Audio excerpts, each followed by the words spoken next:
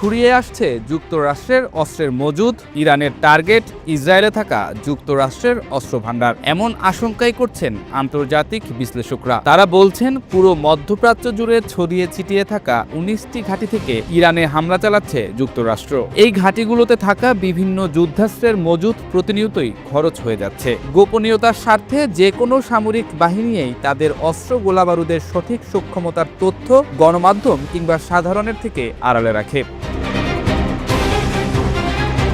বিশ্বজুড়ে প্রচারিত বিভিন্ন আন্তর্জাতিক গণমাধ্যমে নিজেদের মতামতে বিশ্লেষকরা বলছেন, যুক্তরাষ্ট্র হয়তো এই মুহূর্তে ইসরায়েলে মজুদ রাখা অস্ত্র নিয়ে চিন্তিত। কারণ ইরান যদি কোনোভাবে এই অস্ত্রভান্ডার লক্ষ্য করে ক্ষেপণাস্ত্র হামলা চালায়, তবে এখানে মজুদ থাকা বোমার বিস্ফোরণেই পুরো ইসরায়েল ছিন্নভিন্ন হয়ে যেতে পারে।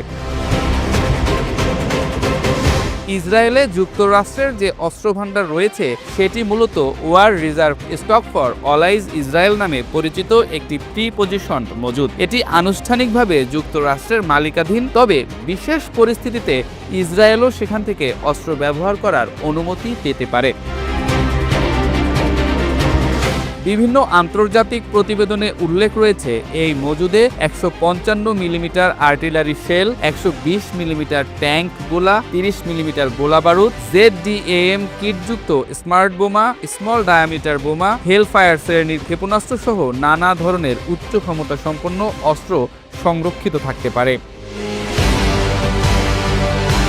শুধু আক্রমণাত্মক অস্ত্রই নয়, এখানে সামরিক যানবাহনের যন্ত্রাংশ, লজিস্টিক সাপোর্ট, সরঞ্জাম, এমনকি জরুরি পরিস্থিতির জন্য 500 সজ্জার সামরিক হাসপাতাল তৈরির সরঞ্জামও সংরক্ষিত আছে বলে জানা যায়। অর্থাৎ এটি কেবল একটি বোমার গুদাম নয়, বরং একটি পূর্ণাঙ্গ যুদ্ধ সহায়তা অবকাঠামো। এই মজুদ রাখা হয়েছে মূলত দ্রুত সরবরাহ নিশ্চিত করার জন্য, যাতে বড় ধরনের আঞ্চলিক সংঘাতে যুক্তরাষ্ট্র বা তার মিত্রবাহিনী তাৎক্ষণিক সুবিধা পায়।